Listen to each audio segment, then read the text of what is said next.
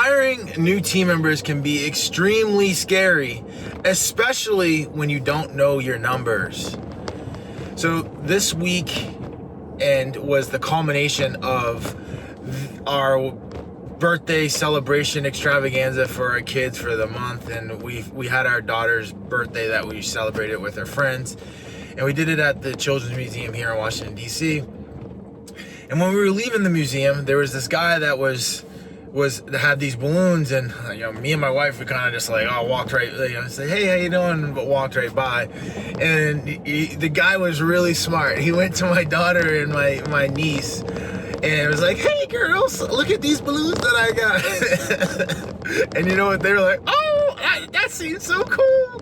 And then they obviously stopped, so that means the parents had to stop, and they were like, yeah, I like it. So then what did that mean? Now all of a sudden we had to pay. So that was a slick marketing tactic that he had, and he knew exactly what he was doing, and I want to give him props for it, because it was good. It was real good. So as we're growing and scaling the business, we're bringing on new team members, and, we want high-performing team members, and oftentimes high-performing team members want to get compensated well. And that can be really intimidating for a lot of business owners. I mean, it's intimidating for me, and it's taken me a while to be comfortable in that decision making of yes, we need this person, we need to hire this person, because we have the revenue, we have the income, we have the profit, and this person's gonna help us continue to go towards the next level. You can do anything, but we can't do everything. And understanding that, we know we need to add team members. And by understanding our numbers, we have gained confidence in knowing that we can afford that new team member.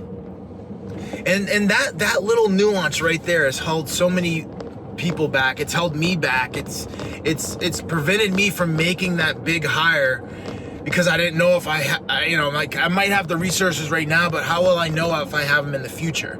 And nobody ever knows that, right? And then that's not the promise we're giving new team members coming to the team, right?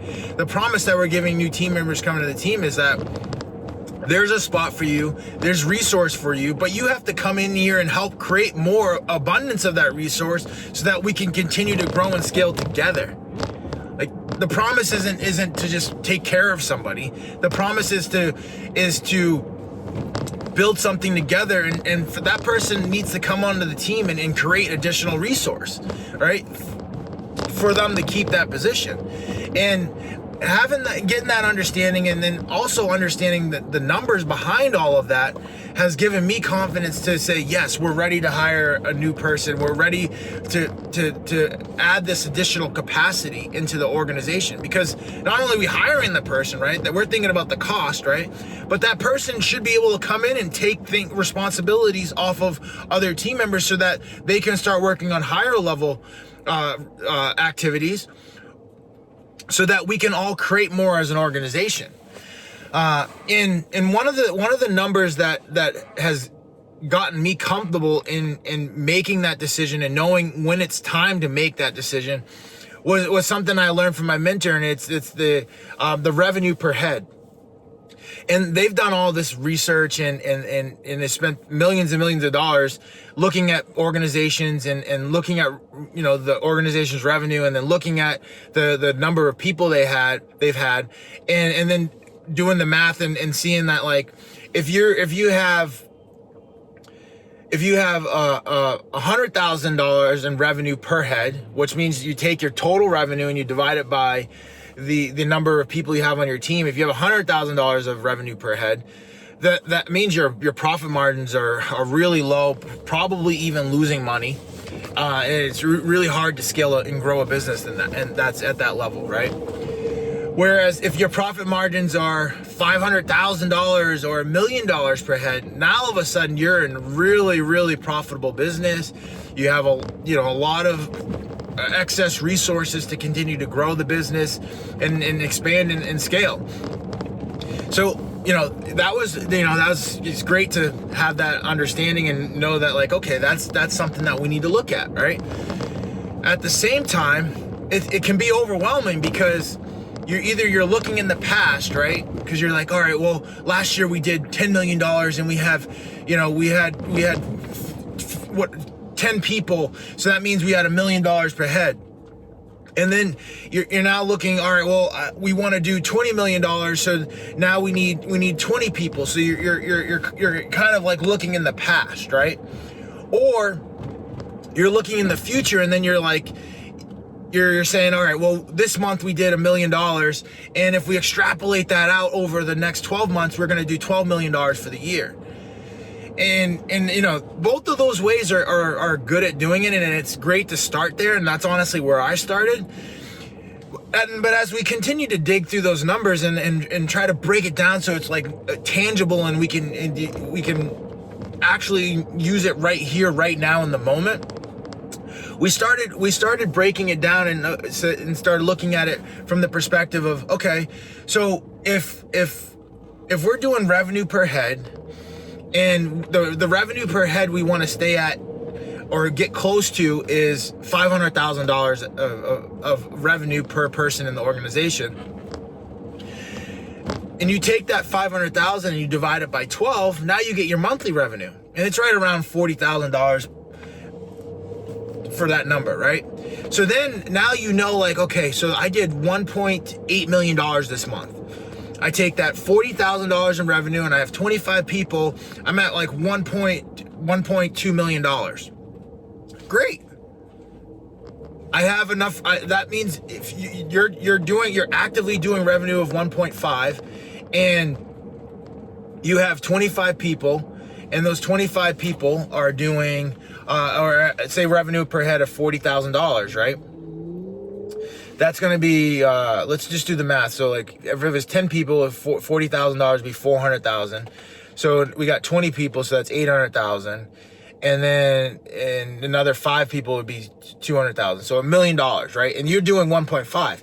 You know that your revenue per head, you're actually higher than your revenue per head. So at that point, you have the confidence to say, like, especially if your organization needs it, and right now we're in a position where we need the additional capacity. It's like, all right, I have the confidence now to make that decision that, like, our current revenue per head is higher than what we want to be at, which is $500,000 per head, and we know we need help in the organization because we're in a position where a lot of people are pushing over and above what we typically would ask of them. And that's good. Like, now we've created the resource to bring on more people, right? And now we have the confidence to bring on more people because we understand our numbers, and we've created a situation where we can dig into our numbers on a granular basis, on a monthly basis, and understand that, like, right now we're generating $1.5 million in revenue, and our revenue per head at 25 people is at $500,000 a head would be $1 million in revenue. So that means we're at a higher amount than the $500,000 per head, and that's great. So now that gives us the trigger point to hire more people, to look for more people, to start interviewing people, and getting them in the cycle of bringing them on the team, so that we can now continue to push to the next level. And another reason why I like that breakdown is because it gives you something right here, right now, this month, to say, like, okay, we have the capacity to hire this person. And at the same time, we're looking at what our backlog is. Like, it's one thing if you're like, okay, I did $1.5 million this month, but next month is going to be $200,000. Like, now all of a sudden you're going to be upside down really quickly, right? But, like, what your backlog is, and you're projecting out, and you're doing your projections for the next month and the next month, and you're saying, like, oh wow, we got a trend line of here of $1.5 to $2 million for the next 2 to 3 months. Like, yes, now you really have the confidence to go ahead and make that decision. Right? And that decision for us is, like, we're hiring people to help us with our contracts, our subcontracts, right? And, like, when you get more work and you get more activity in the organization, not only do you have to put subcontracts out, you need to track those subcontracts, right? Make sure that you're getting them back from the subcontract. You need to track to make sure you're receiving your certificate of insurance, your W-9s. There's a lot of things that go into business, and that's why it's so important to build a team, right? Because one person can't do all of that and then still grow the business and still execute on the business, and it's just overwhelming. So you need team members that can help out with those things. And yes, there are some transactional things, but it's like, what's the big picture? What's that person's goals, right? And we're having a great interview with a couple new people, and some of their goals are like, I want to be a project manager. Okay, well, here's some transactional things that we have to do in the business on a day-to-day basis, and we need your support on this.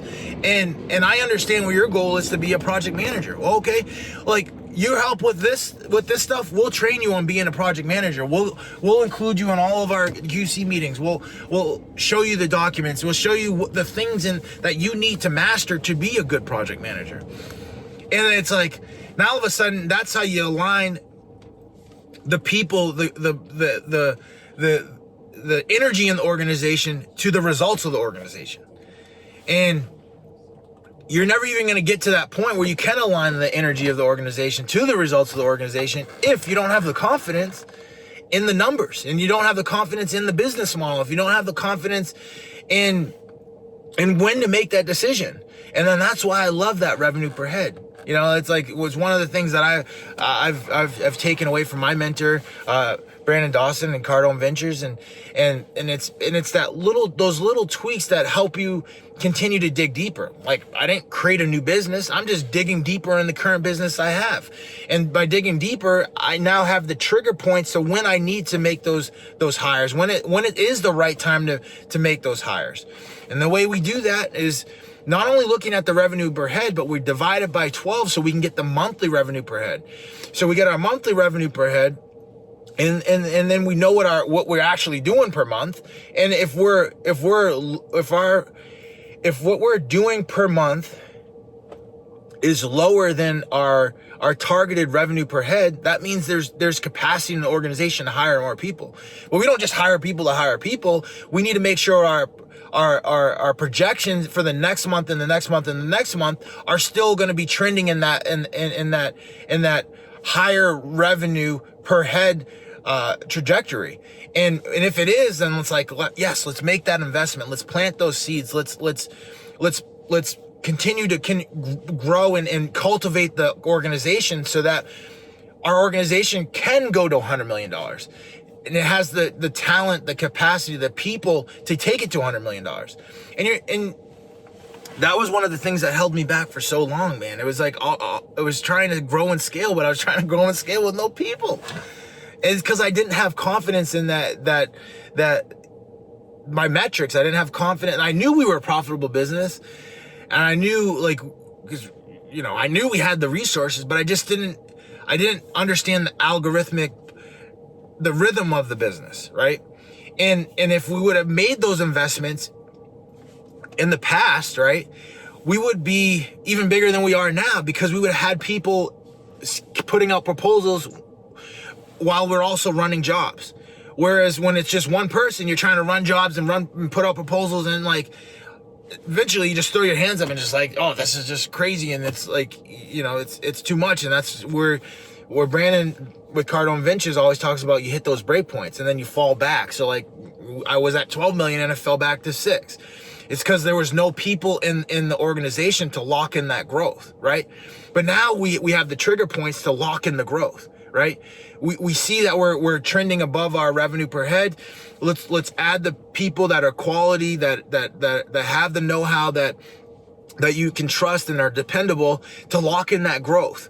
And then that once that growth is locked in, you can now launch to the next level and the next level and the next level. And that's what scaling's all about. If this is something that interests you, go ahead and like this video and DM me and let me know if you use revenue per head in your calculation to build your confidence to hire new people. Let's roll.